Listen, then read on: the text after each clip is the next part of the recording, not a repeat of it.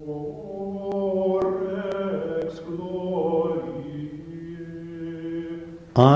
am Eof the swineherd, Eof the favoured one. Was it not I, tending my pigs on that wooded hillside, that was the first to see, the first to run with the news, the first to carry the word that was to bring the bishop, Egwin of Worcester, to that self-same place where he also saw for himself what I had seen. What we saw then brought about such change in this vale that it would never be the same again.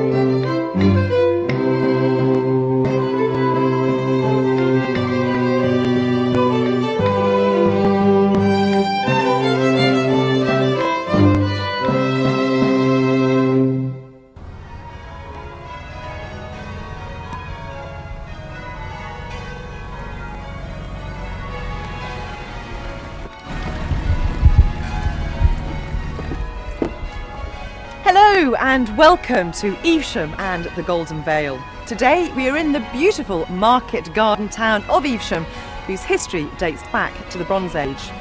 On our journey through the Vale, we will explore the history of the town's Abbey Church, which in its day was amongst the finest in Britain.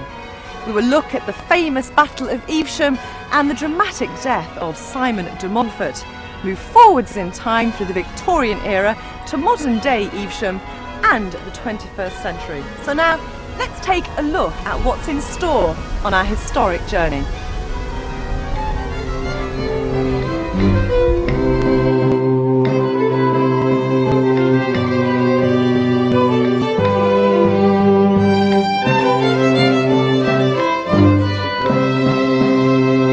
We begin our day here at the Almonry Heritage Centre, where we have a team made up of members of the Vale of Evesham Tourism Association, and we've enlisted their help and we have set them quite a challenge.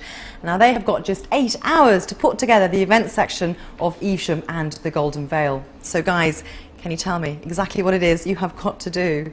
We've been photographing and filming all sorts of events both in the town and the villages. A lot of them are river based, of course. We've got our river festival, John Smith's angling competition, but we've had things like the asparagus auction, which is held in the village of Bretforton, and we're hoping we can get all this together ready for the video. Wonderful. Well, it all sounds very exciting. Well, all the best. We've got 8 hours. We'll come back to you throughout the day. See you later on. Good luck.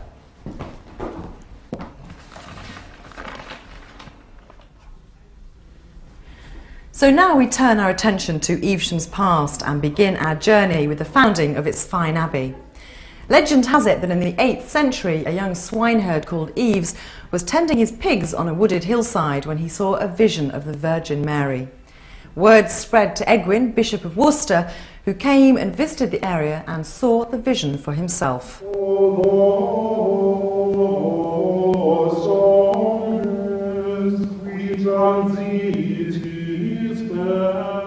Egwin decreed that a church be built on the site, and the town eventually became known as Evesham. Hom in Saxon language signifies a river island on high ground. The Abbey Church of Evesham was built and dedicated to the Virgin Mary, and by the 11th century it had become a major Benedictine foundation. Development of the abbey continued until the 14th century, until in 1540, as part of Henry VIII's dissolution of the monasteries, the abbey was sold, dismantled and used as a quarry. All Saints' Church and St Lawrence's Church remained. The cloister arch was built between approximately 1298 and 1318. This beautifully carved archway led into the chapter house, a spectacular room with 10 high-sided walls and no central pillar. In its day, it really was quite unique, as it was the largest single-arch building in the whole of Europe. The chapter house had a dual function, as well as being used by the monks for monastery issues and religious issues. It was also used daily by the monks to hear a chapter read from Benedictine rule.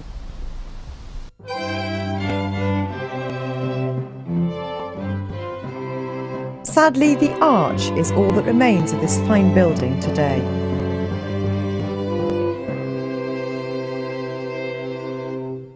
St Lawrence's Church was situated near the Abbey Church. The monks built it so those citizens living in the west of Evesham could worship there. After the dissolution in 1540, St Lawrence's Church faced financial difficulties. Its parishioners were fewer and poorer than of All Saints. In the 15th and 19th centuries, many unsuccessful attempts at restoration were made. In January 1978, the parish was united with that of All Saints, as it was too costly to maintain independently. It was finally taken over by the Redundant Churches Fund, which is now the Churches Preservation Trust. St Lawrence's is open every day and a service is held annually on St Lawrence's Day. All Saints was built in the late 12th century for people living in the east of Evesham. In the 1870s, extensive restoration took place, which included the total rebuilding of the north side. After the closure of the church, St Lawrence's All Saints became the parish church of Evesham. Built by the north transept of the abbey, standing 110 feet high, overlooking the town, is the bell tower, an outstanding example of perpendicular architecture of the period, and one of Evesham's most outstanding buildings.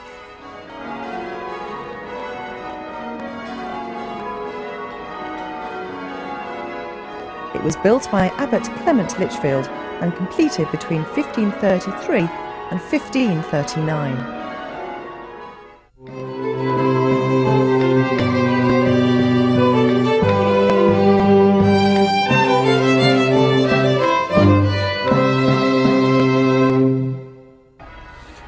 Of course, had the abbey still been here, Evesham would have been a totally different place.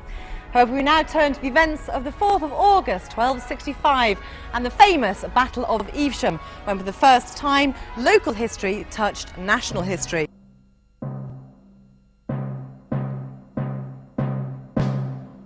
The battle marked the end of a power struggle between Henry III and his barons.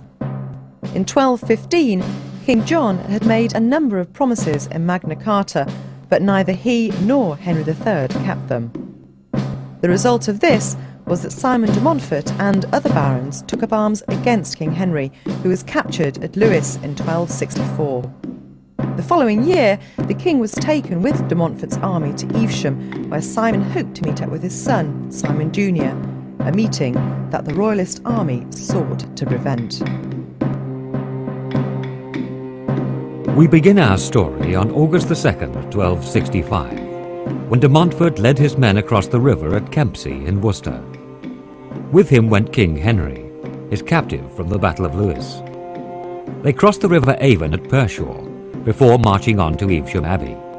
Simon's barber, Nicholas, sighted from the Abbey tower what he assumed to be de Montfort banners in the distance. Thinking he would meet his son, Simon set off for Green Hill, and discovered, too late, that the soldiers were, in fact, the Royalist army, led by Edward, who had defeated Simon Jr. at Kenilworth and stolen his banners, in an attempt to deceive the Earl. A raging battle ensued between the king's men and the Montfortians. Eventually, Simon's army was outnumbered, and he was forced to dismount. Simon continued to fight on foot, a broadsword in his hands, before being stabbed from behind and killed. His body was left badly mutilated on the battlefield with other dead and wounded men. His friends later removed his body and carried him into the abbey, where he was interred near the high altar. Many Montfortians died that day. Those who tried to escape were pursued to their death, even in the abbey precinct. The dead and wounded lay everywhere, and the abbey was pillaged by the victors. The events of that day, August the 4th, 1265, prompted one of Evesham's chroniclers to write, "Such was the murder at Evesham, battle it was none." Following the death of Simon, a spring was found near the site, and this became known as the Battle Well. It became a place of pilgrimage, and many miracles of healing were claimed here in the name of Simon. However, the government took measures to suppress these stories, and eventually popular interest faded.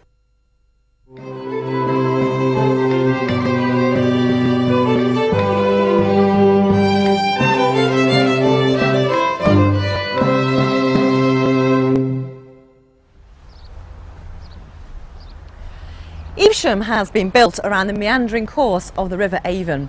This unique location was the centre for many cottage industries, from nail-making workshops to rope-making workshops, basket weavers, and of course the intensive cultivation of fruit and vegetables. By 1835, the town had a well-established chartered borough council. Many local people were employed on the land of the market garden town of Evesham. People came from far and wide to buy the produce for which Evesham is so famous. The markets were always busy. Working on the land was by no means an easy life, but extremely hard work in all weathers. There were very few machines on the farms to do the work of a man. It would take many hours to plough a field by heavy horse, made harder by miserable, inclement weather and during the darker days of winter. It wasn't unusual to find an entire neighbourhood employed on the land. Everybody had a role to play, whether as a milkmaid, stable boy or fruit and vegetable pickers. Work was constant, there was more than plenty to do. And so much so that holidays were unheard of. The only day the workers were granted was Christmas Day and just possibly one or two other Christian festivals. Market day was make or break time for all the hard work that had gone into farming the land. People would have breakfast at 5 a.m, start work at 6 a.m, preparing the produce for market, which always started on time, 10 o'clock Monday morning. It all happened very fast. You placed your goods down and the auction started right away. It wasn't long before everything was sold. On a good day, people would break for lunch at around 12 o'clock. Sometimes folk would bring their sandwiches along with them, wrapped up in a white recycled sheet. After a morning in the town, it was back to work on the land in all weathers. If you were lucky and it started to rain heavily, you got shed money, known locally as should money, which today is called holiday pay. Major landowners lived in the town and managed vast amounts of acres within the vale.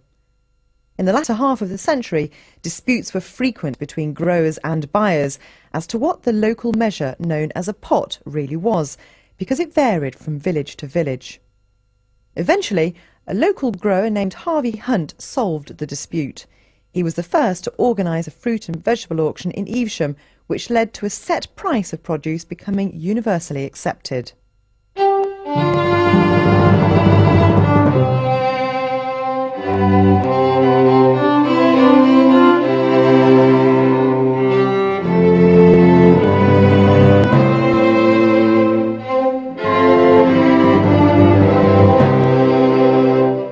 It wasn't until 1850 that the steam engine played an important role in the success of the market garden town of Evesham.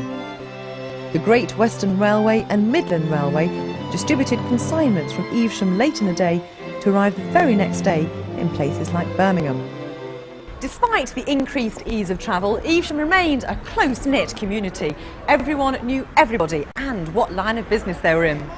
However, the development of the railways did begin to attract a great many visitors to the area, all arriving in this beautiful market garden town to breathe in the healthy atmosphere and to soak up the spectacular scenery of the surrounding countryside.